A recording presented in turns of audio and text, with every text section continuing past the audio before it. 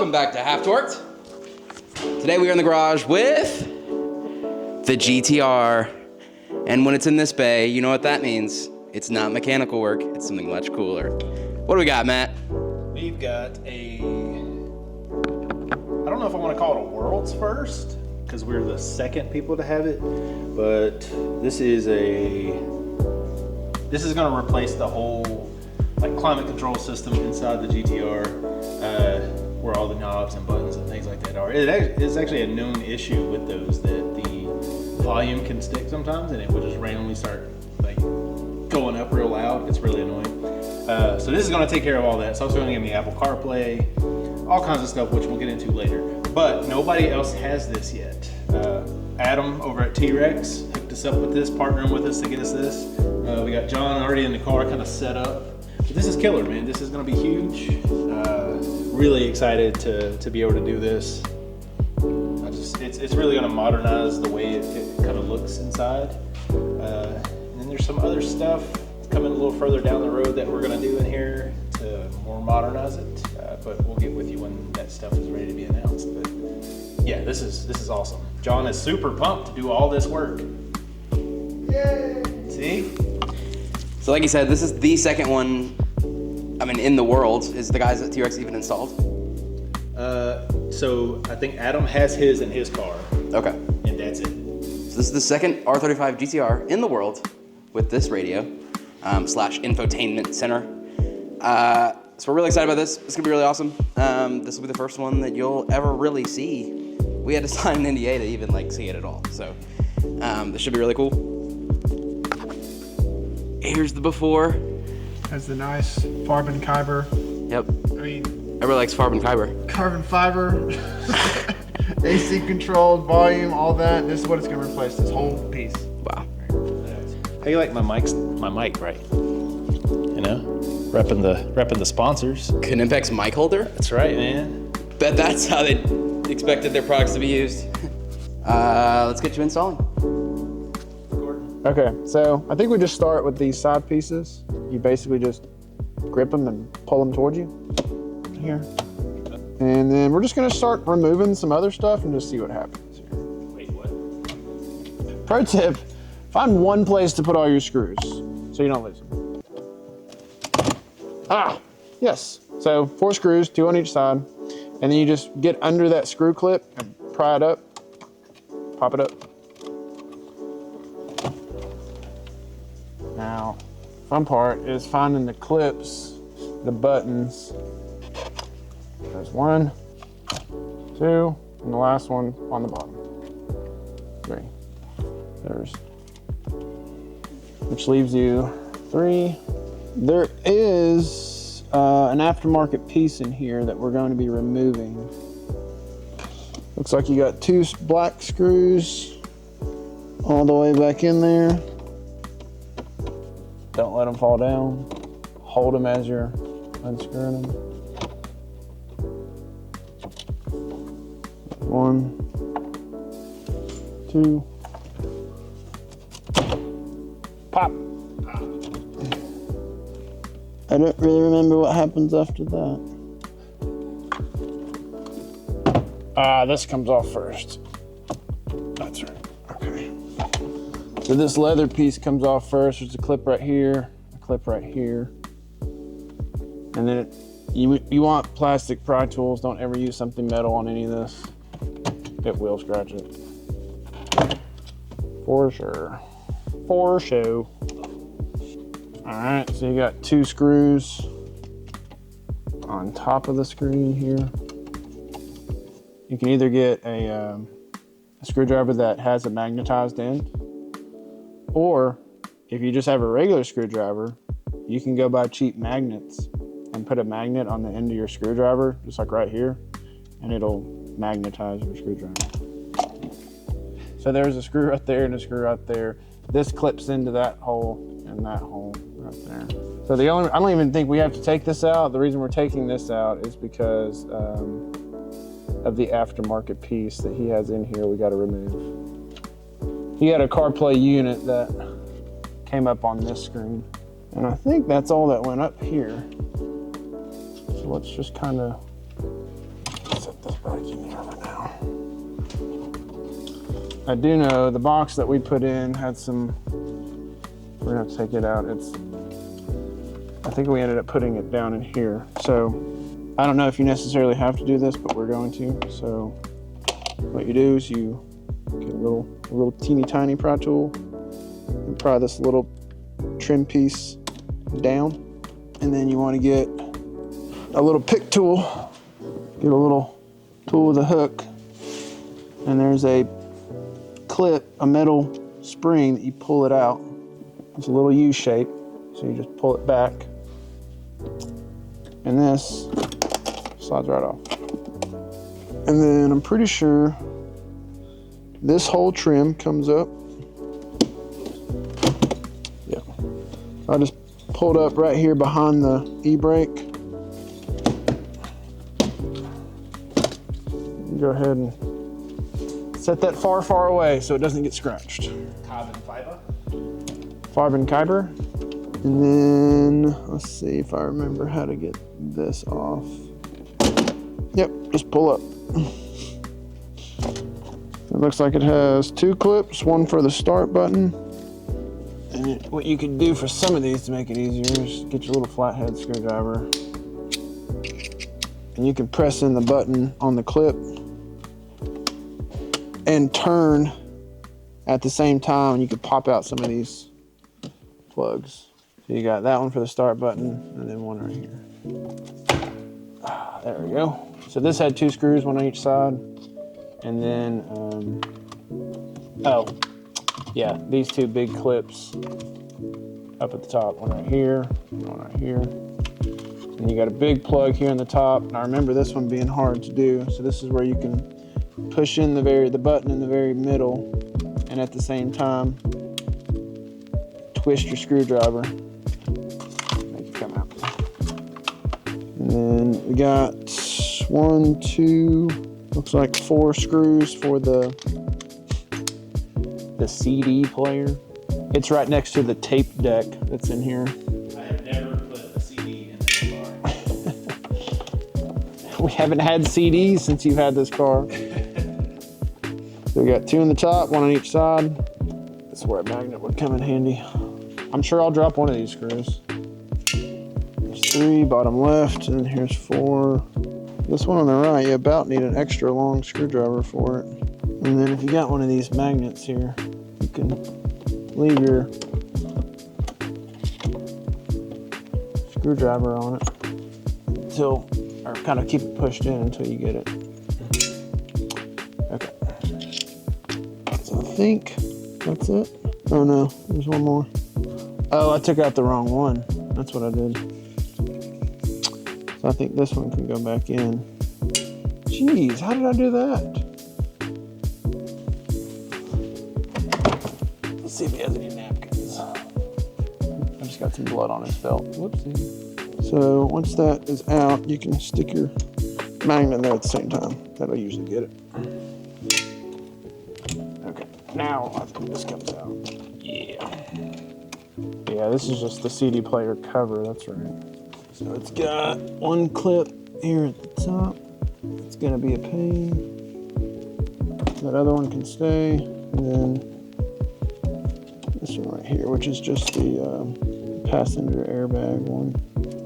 Which is that supposed to stay in there? Sometimes those need to stay. Let's just leave that. Okay, so gotta remove the CD player. 2 screws in the bottom. You don't really have to do all this. This is just to get this piece out. But if you ever want to do this, if you just want to like remove the CD player, just to see what's under it or vacuum maybe, that's how you do it. It's really big, and it does not, I don't think it really wants to come out.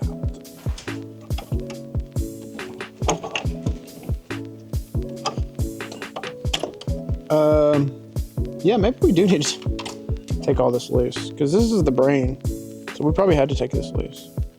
Okay, so yeah, you do have to take this out. So really the only thing I did was run the 4G antenna, which is that long skinny one, and GPS, which is the small kind of squarish one. And I put them right up here. There's the bracket that the screen mounts to. I put the GPS antenna on top of that metal bracket. And then the 4G is actually sitting on a piece of plastic.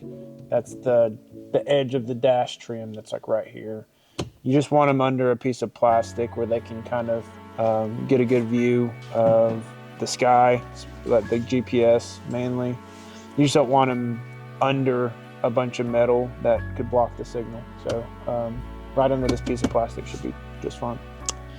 And then I think we are ready to plug the brain back up.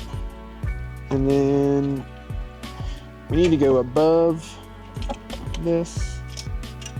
Actually, first, if that's the case, I'm gonna get some zip. Would you hand me that bag of zip ties and the little red handled cutters that doesn't have a blade broken off?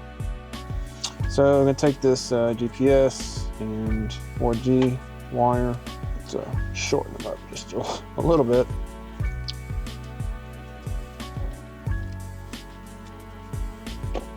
Adam, he said to consider your cable management the whole time. Just keep that in mind. There's a lot of wire in here and there's not a lot of space. And another thing to consider is cable routing, because there's a brace right here. And so some of the wires have to go under the brace and some have to go over the brace. So I believe right now the two AC buttons goes over and the two brain box buttons go under. And could you get me the, yeah, so this is going to be the switch for that, which I believe that goes like down there. So that one's gonna go under. This one goes under. And I believe just these two, figured it out. So that's where this goes, is to the CD player. Okay. So I think we're ready to hook the brain box back up and then turn the car on and see if any of this works. So this wire goes in the brain, this wire goes in the brain. Oh yeah, that one. So we got 4 left. It's really fun because you get to do this and not be able to see it at the same time. So these wires that connect to the wires that go in here, which is this one and this one, they gotta go on top of the box. Have to. You can't go under it. So make sure you do that the first time so you don't have to do it twice. Is it 5 o'clock yet? Will you get me a Truly? You know what you need? Let me get you a Ecutek, my man. Yes. It's just lemonade. You know what's funny? You have the power to just walk away and completely screw Matt. I have no idea what that Take a break. No. I finally got it now.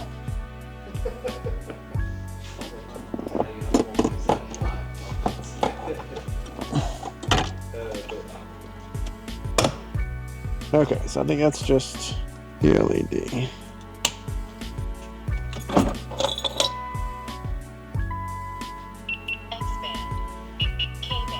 Anything? KA band. Laser. It's showing the doors opening and closing. So that's really good. It's working the ACs. So what are we doing now? I'm gonna update the firmware, the CAN bus system. I didn't mean to start it, but we did. Well, before we die of carbon monoxide, we should probably turn it off. Yeah. So you go to system, upgrades, Zencheng, and we'll see if I did it right. Here you can see the sound coming out of the speaker. I guess that's it. That's it. That was simple. And then you can turn it off by the big off button. And you can turn it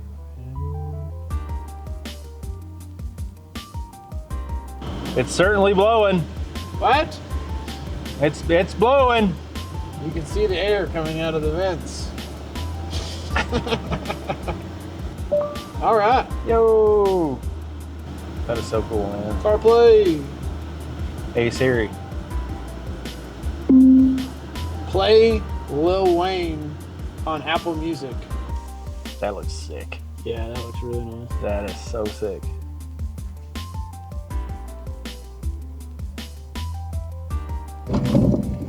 Hello, everybody, and welcome back to Half Torque. Today, guess where we're at? In the shop, like always. I gotta find a new way to intro, because that is lame. Yeah, it sounds really good too. Yeah, it does. The resolution is amazing. Yeah, that's really good.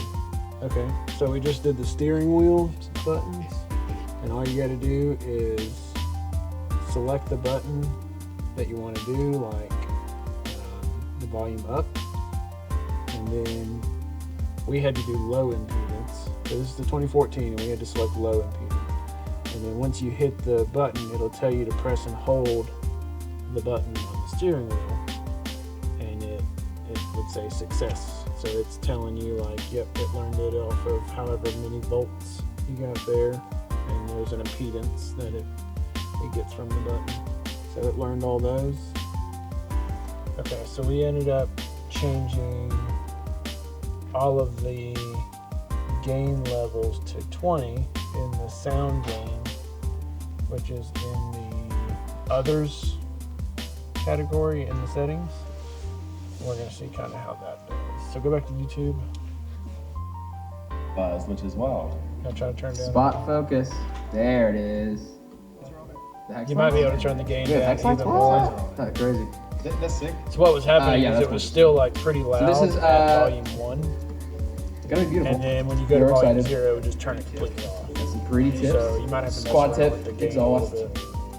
You know it's working. We're going to put it back together.